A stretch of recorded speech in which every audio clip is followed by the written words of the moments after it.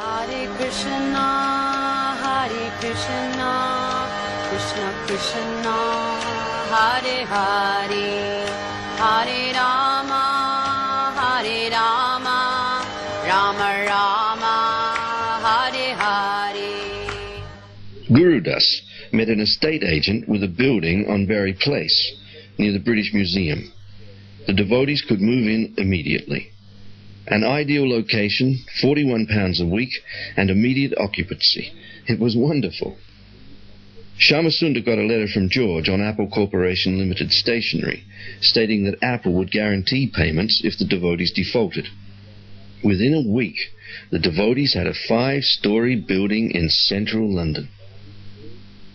But when they went to live in their new centre at Berry Place, city officials said they did not have the proper housing permits. The red tape could take weeks, even months.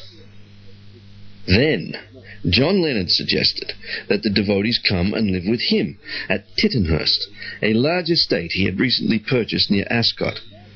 He needed some renovation done, and if the devotees would help, he could give them a place to live.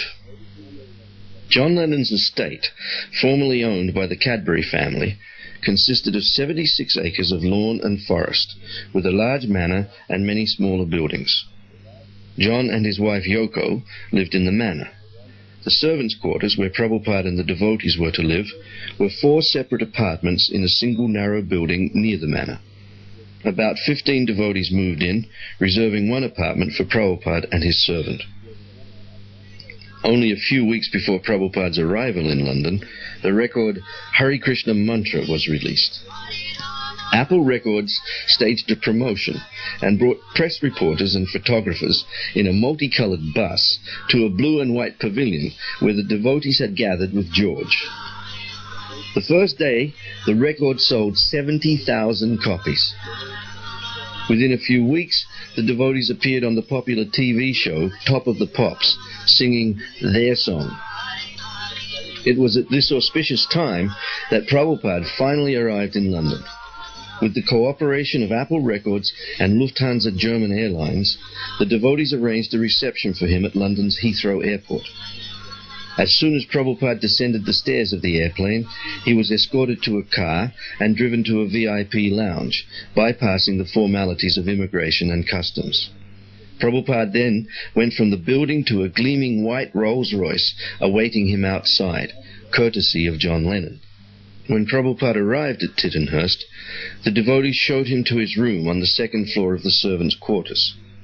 The small room was chilly and damp, with a low table for a desk and wall-to-wall carpeting made from pieces of rug from the other rooms.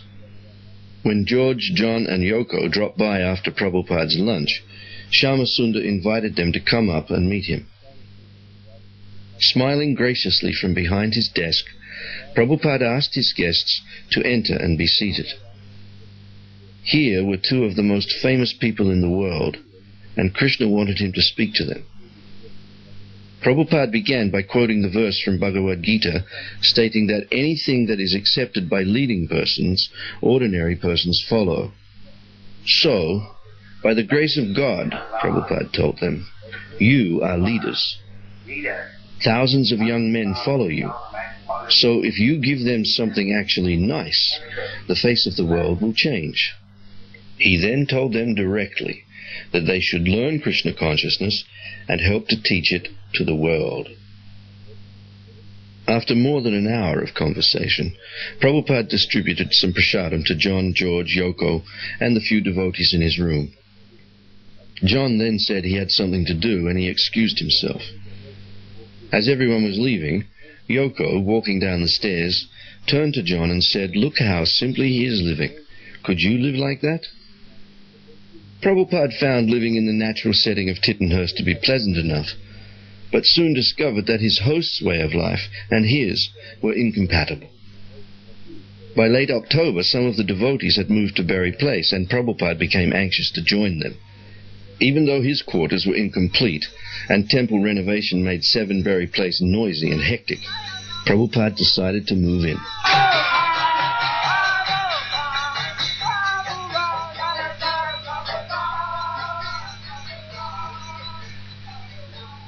One day, a Mr. Doyal phoned, representing a large Hindu society. He had heard the devotees wanted Radha Krishna deities, and he had a pair he would donate. Prabhupada immediately sent some devotees to see the deities. Radha and Krishna were white marble and stood about 3 feet high. When the devotees returned to the temple and told Prabhupada, he said, "Take me there at once." Accompanied by Shyamasundar Mukunda and Tamal Krishna, Prabhupada arrived by van at Mr. Doyal's home. After a brief conversation with Mr. Doyal, Prabhupada suddenly ordered the devotees to take the deities to the van, leaving Mr. Doyal wondering what had just happened.